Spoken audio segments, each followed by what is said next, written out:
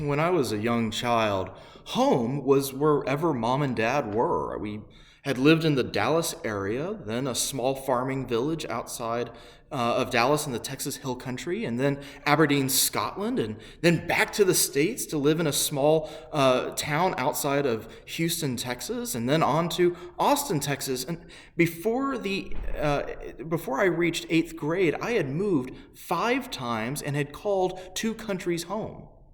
So home really was wherever mom and dad were, wherever they took us. I can remember playing games with my sister, tag or hide and go seek, and where mom was always base, the safe place. If you could get to her, you were safe, and the pursuant sibling couldn't catch you. It also worked for my sister when I, the older brother, would try to pick on her. Mom was home, base, safety. And as I got older and I started to assert my own independence, all I wanted was the chance to escape, to start my own life. But, then, laundry needed to be done, and a calamity was striking my personal life, and home became that safe place, a sanctuary, the base, if you will, for me to get back to and know that I was okay.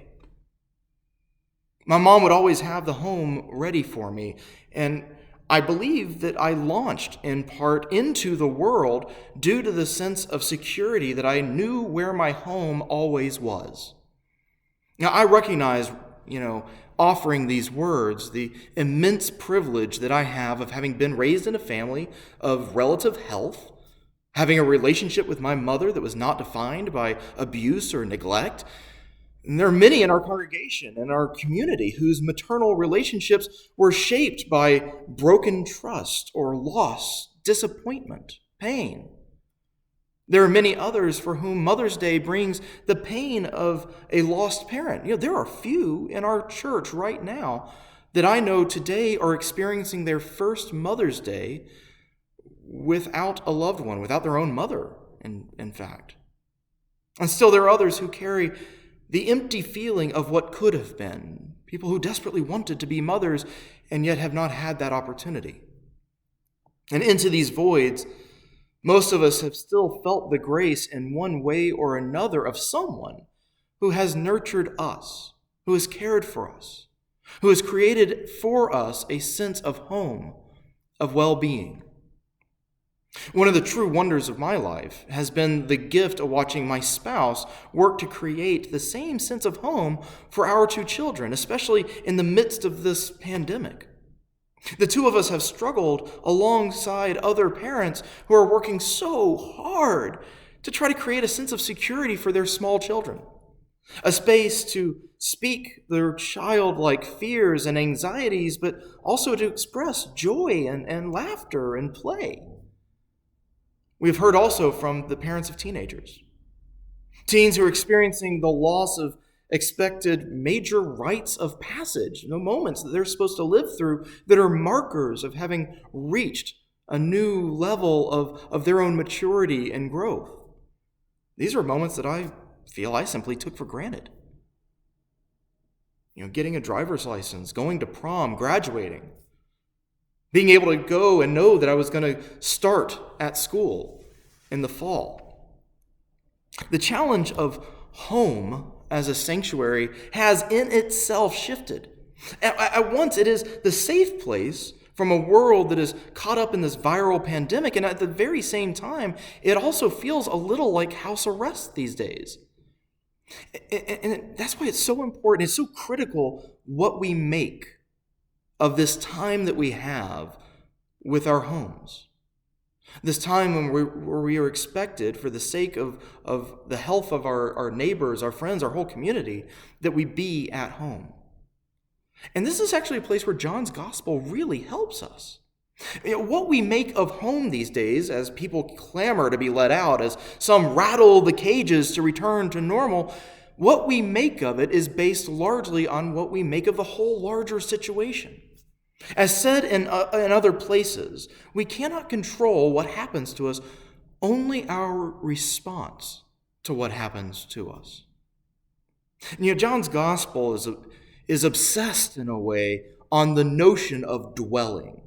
It shows up a couple of times in the words of Jesus today in the story that we heard. But right in the very first chapter of John's Gospel, verse 14 to be exact, John says that the Word became flesh and dwelled among us. Now, the first part of this line is fascinating and lies at the very core of some of the most important conflicts of the early church. It has to do with the very nature of Christ as both human and divine. But our attention for right now actually needs to look at the last half of verse 14. This place where John says that Word had come to dwell among us. John is using a word, dwell, in a really, really specific way. Sometimes it gets translated in modern readings of the Bible as lived among us, but John is actually saying a word that means dwell. He's saying something very profound about God's relationship with humanity itself. Now, first, we need to talk about what the word dwell means for John, or what John is trying to say when he uses that word. And then we need to talk about what it means for this story in conversation that we heard earlier today when Jesus speaks of dwelling places and the fact that God dwells with him and him with God. It is only then that we can talk about what this means for us today, the mess that we are in, and how God's presence is still with us, still preparing our future. So first things first. The word John is using in Greek that gets translated as dwell is the very same word that Greek-speaking Jewish people would have used for the word tabernacle. Now, in our modern, especially in very Americanized Christianity, the word tabernacle conjures up a form of the Protestant Reformation that Presbyterians aren't really all that aware of. And so the meaning, the word around tabernacle, it shifts for most of us. For example, the thing that we need to really pay attention here is that when Moses builds the tabernacle of God, this is the tent that was set up to house God and the Ark of the Covenant when the Israelites wandered in the desert. So the Greek-speaking Jews of the time would use the word that we translate as dwell to mean tabernacle or tent. So this can get really confusing fast. Essentially what the word in Hebrew and then in Greek and then later in English that we end up using, three different words to try to describe, is a tent that is filled with the presence of God. So when I say the word tabernacle or dwell, what John is actually trying to say is this is the tent that God lives in. That's really what's being conveyed here. This means that we could reread the opening of John's gospel to say that the Word became human and pitched a tent amongst us, or the very divine presence tabernacled in our midst. What matters the most here is this idea that John sees this idea of dwelling as being intimately connected to God's real and direct presence in our lives. What he's saying is that God has made creation itself God's home.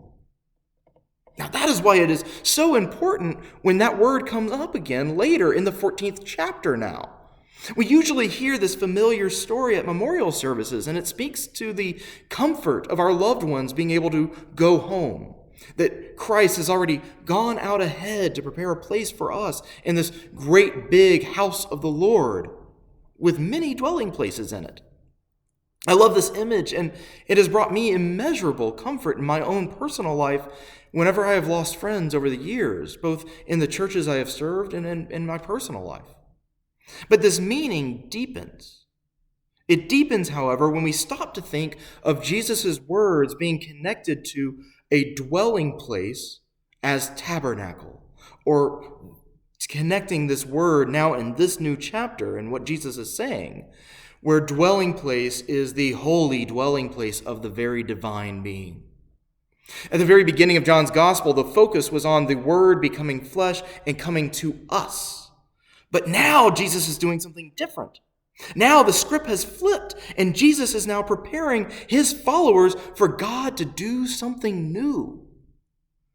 He says, in my Father's house, there are many dwelling places. In my Father's house, there are many tabernacles. If it were not so, would I have told you that I go to prepare a place for you? Right here.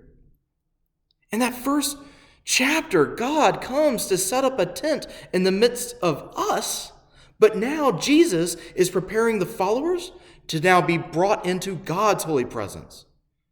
You see this? In the first iteration, God comes amongst us. But in the second, in chapter 14, God is now creating a place to gather us in. The very role and relationship that we have with God has been flipped on its head, is no longer what it mattered or how it mattered in the past. Jesus has just changed the entire story between God and humanity. Up to this point, we always called upon God. We waited for God to show up. We made tents and we made temples. And in an instant, Jesus casually tells his followers that this is all done. We are no longer preparing a home for God. God is now preparing a home for us. Home, base, safety. I see a new home. I wonder, many of us likely do, about the place that Christ is preparing for me, for us. Sometimes I end up feeling more like Thomas, wondering if we even know the way to follow. And sometimes I feel like Philip, asking for proof and wanting to see the Father, wanting to see the end of the story to believe at the beginning. But the answer is all right here in the story and in the words that Jesus offers us. Jesus essentially answers Thomas by saying, we won't get there, we will be brought there. Right now, in the very midst of all the uncertainty, God has already been preparing the new thing for us, the new dwelling place for us. Our new lives may not look the same. Our new normal may not return so much as become a new chapter, for example. But it is all filled with the beauty of relationships that have been held together in love for these past 2 months. It is filled with this new appreciation for what separation means, what it means to be cut off from our friends and loved ones, and has shed light on how much we really do need each other. That we often are the safe place, the home for each other in our relationships. And it is also filled with more space for us to become a safe place, a safe space, a sanctuary for those in need. And when I say this, I mean both in our personal lives and we as a church. We are the safe place. We are the home for those out there who need some sanctuary. Each of us, has a place already prepared. We are okay. We have a home, a sanctuary in which we can dwell with God. And this is God's doing, not our own. This is the act of a loving parent who nurtures us, who loves us. Personally, I'm learning to see the divine presence filling up the daily life of a dwelling in my home, filled with shrieks of laughter, sometimes barking dog, and the love that means home for me and my family. Even as we prepare to face an uncertain future, even as we feel the pull or the tug, the tension between a desire to return to normal on one hand and the need to maintain public health on the other, we can trust that God is already preparing that place for us. I believe that the dwelling place is already being prepared, and it is far more than some hopefully distant resting place when I throw off this mortal coil. I believe that the dwelling place being prepared for us is right here and right now. It is the life that we have in God's own presence. It is the life that Christ is preparing for us now. John speaks to us of a dwelling. He speaks to us, giving us back Jesus' own words and promise that there is in his Father's house many dwelling places. A promise that has resounded through the centuries. Not only that at some point we will be there too, but rather that the entire script has been flipped, that God is inviting us in, making room for us, preparing the place for us here and now in this life, in this moment, as we are afraid of what is to come. It is already being prepared by a loving parent who loves us more than we could ever hope or imagine. We are walking in right now to our home, to base. We are returning to the safe place, the sanctuary of God's own love. Amen.